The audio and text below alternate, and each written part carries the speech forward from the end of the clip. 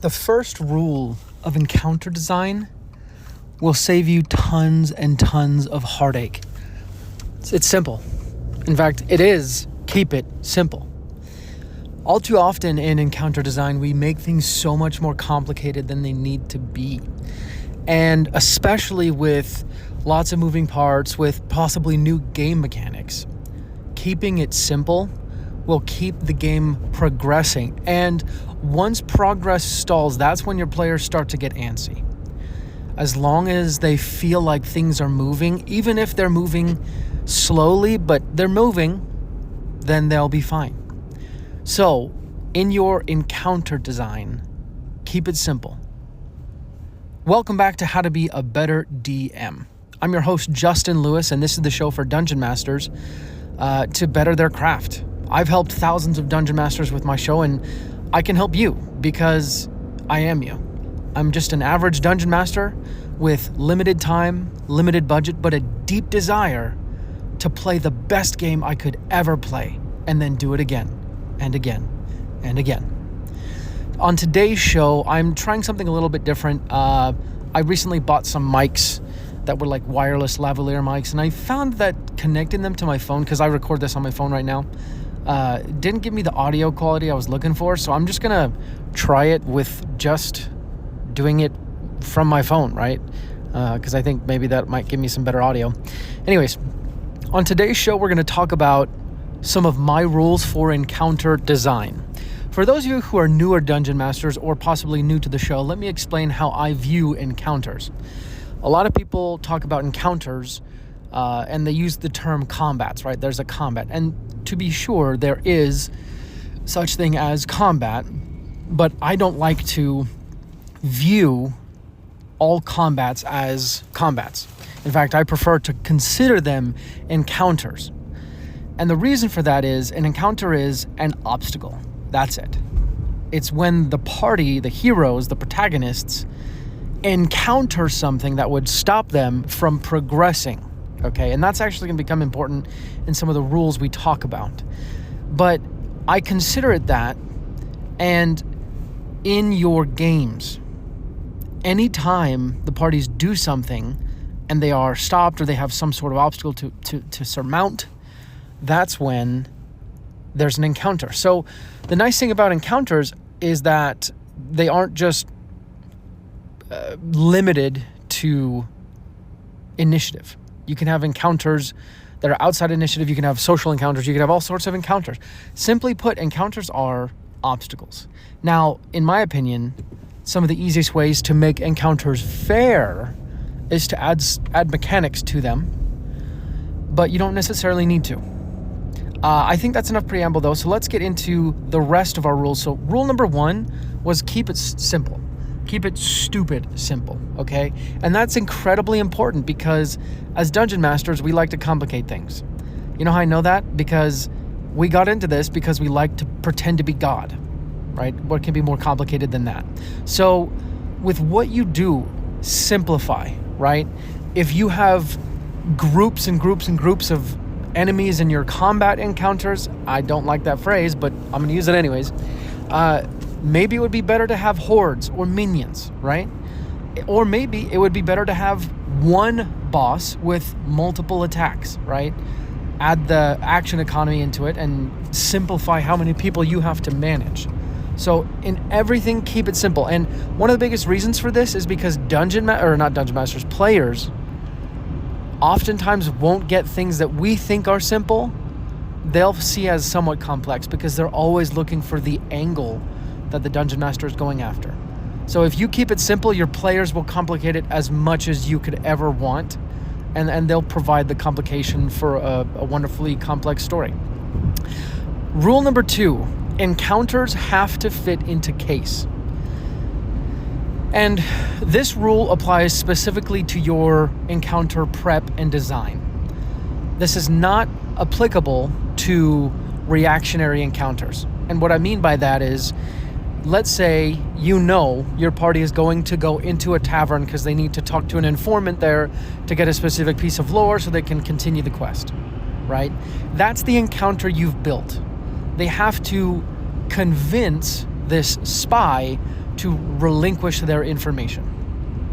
While there, the barbarian, the bard, the artificer, whoever is kind of that person in the group, finds the conversation boring and they find themselves useless in it. So instead, they go to the bartender and they ask the bartender, hey, who is the toughest, stupidest guy in the bar? And the bartender points them out, and your party goes and picks a fight, right? Or maybe they see someone playing darts and they want to try and win some money, make some bets. Those are reactionary encounters. And to some extent, they naturally will fit into the case framework just because it's happening in the session. So in a sense, it does fit. But within your prep, the encounters that you prepare, they should fit into your case. And for those of you who are new, CASE is a framework for planning your entire campaign. It stands for Campaign, Arc, Session, Encounter, meaning all of the smaller components have to fit into the larger components and have to make sense, right? So for example, actually a great example would be in my recent campaign, Out of the Abyss. There was an arc where the party was trying to figure out what was going on wrong in the hometown of one of the heroes. They had discovered an underground building being built underground that was essentially just this pleasure den, right? It was a pit of pleasure. It was called the Descent, and they suspected demonic involvement. So, and it was all centered around this church. The party was trying to snoop around the church. At one point, they sneak into the back of the church in the kitchen where the goblin cook, Gadzooks the cook, conscripts them to helping him cook for a feast that was happening. And we essentially spent an entire session on one single encounter that involved them doing multiple checks and doing all sorts of things just to cook a feast. And that, in retrospect, that encounter really didn't fit into the session. More importantly, it didn't fit into the arc. The arc was supposed to be this sort of like everything's happy on the surface, but there's definitely something nefarious going on, kind of back to your roots. But it was like the goblin cooking encounter was like playing Overcooked, I think is the game. It was like playing a cooking game. And I could tell my players weren't really into it. It just was a fail on my part. The encounter did not fit into my case, right? It might have fit into a different arc, but I think that entire session probably didn't fit into that given arc. And honestly, it happens. But that's what I mean. Your encounters need to fit into your sessions, which fit into your arcs, which fit into your campaign. If you have an encounter that is somewhat of a step aside, that's a little bit okay as long as it's a short encounter. And again, reactionary encounters are fine. But if you plan an encounter that is completely off base from what your arc is trying to accomplish, then that's probably going to feel like wasted prep time, especially the more time you put toward prepping it. This goblin encounter, I spent way too long preparing it, which resulted in a very complicated encounter, again, going back to rule number 1, and it took up the entire session. So that made the encounter drift into making the session kind of superfluous for the arc. So that's rule number 2. The encounter has to fit into case. Rule number 3. The party has to want something on the other side of the encounter. This is very important because everything in a good story is driven by proper motivations.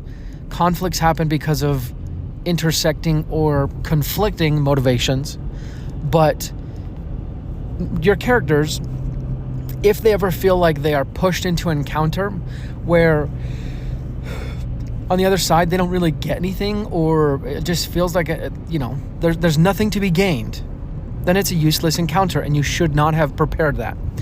Now, I know some of you out there are probably thinking, well, what about when the enemy ambushes the players? That's a great question. And the party gets something out of participating in that encounter. Perhaps they get to survive. Perhaps they get a little bit of lore or information. For example, if the enemy ambushes them, well, they're going to start asking questions. How did the enemy know we were there? Why did the enemy ambush us? And all of these questions are great opportunities for you to roleplay during the encounter, which will deepen the encounter. It'll make it more rich, make it more dynamic, and it will reward the party for participating, right? Now, they don't have to participate in every encounter, right? That's totally fine. They can leave the encounter, but there should always be something worthwhile that the party wants on the other side of the encounter, right? If there's a puzzle, they need to get something from solving the puzzle. If your party just loves solving puzzle, well, then that's what they get. They get the joy of having solved a puzzle. If you're a good DM, though, you're going to layer some of these rewards so it's not just player fulfillment, it's also character fulfillment, right? That's how the encounters feel the most rewarding. Going back to if your party is ambushed, right? Again, sometimes the simple reward is survival, right? We have to leave this encounter, otherwise we're going to die. Well, guess what? The enemies don't want you to leave. So that just turned this encounter into a chase encounter where the reward literally is survival or freedom. Again, if your party feels like, oh my gosh, this is just a random encounter, well, they're going to feel like, okay, this one doesn't really matter. We can just do whatever. And when you don't have stakes in an encounter, that's when things start to drag, right? That's when your players start to build dice towers or scroll on their phones and share videos with each other. And going back to random encounters, I kind of have a love-hate relationship with random encounters. Personally, for me, I struggle with random encounters because my playstyle tends to complicate things unnecessarily and lengthen the game unnecessarily, so exploration becomes, well, just really just not useful, right? It just becomes way too much, okay? So for me, if there is a random encounter or if my party does create some sort of encounter that I hadn't planned, right? A reactionary encounter, well, that's a great time for me to add some dungeon mastering skills and come up with some sort of reward, right? So let's say I'm using a table, the party is exploring through the woods, and on the random table, it says that the party runs into a group of bugbears, right? And, you know, because of the rolls, they run into them, neither side has surprise or whatever, and they immediately start fighting. Well, it would behoove me to take some time as I'm setting up the encounter, getting initiative set up, right, whatever, to think of motivations and to think of some possible rewards, okay? And this goes for even NPCs, right? Why would the NPCs want to fight this random group? Well, for the NPCs, they want the stuff that the group has, okay? After that, the NPCs, it might be useful for the random bugbears to be connected to the plot somehow, right? Like maybe they had pillaged some other group that has some lore connections. Maybe they just have loot, okay? Or maybe they have information that the party wants. For example, how to get out of the forest without running into more bugbears, right? So that, you know, all of these things you could theorize rewards that your party might want.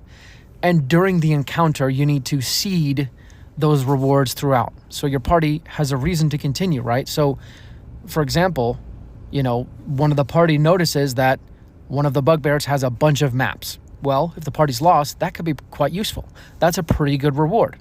Or one of the bugbears seems to have a lot of berries, right? They just have a lot of food. Okay, well, how did they find that food, and how can we find more food? We need to capture him, interrogate him, and get him to teach us his secrets. So again, all encounters need to have some sort of something desirable on the other side. You could consider this a reward. Now, I've been going on a little bit too long. I didn't get to all of them. unfortunately. So I'll have to continue this another time. But thanks for listening to today's episode. So much appreciation for you and for you as a listener. I'm super grateful for the continued support, and we just want to continue supporting you. So if you have ideas or things that you need us to do, totally let us know. If you do want to support us, the best way to do that would be to check out the links in the show notes, join our Discord, become an active part of our community. I can't believe some of the people in the Discord, how active they are and how much insight they give to the community beyond what me or Tanner or Danny can do. So you guys are really just amazing. Going one step further, if you really want to deepen your dungeon mastering, or perhaps you just don't have the time that you want, check out Worldsmith. They are a suite of generators for your game, and they are coming out with new features every time. They're actually moving into the phase of trying to make their tool a one-stop campaign planning and production tool, right? So you generate your monsters, you edit your monsters, but you also keep campaign notes and things all in one place. So they're really trying to create the one-stop tool for Dungeon Masters. So go to worldsmith.com/SessionZeroStudios. Check it out. They're just awesome guys. We'll be back next time with another handcrafted episode. Until then, let's go ahead and roll initiative.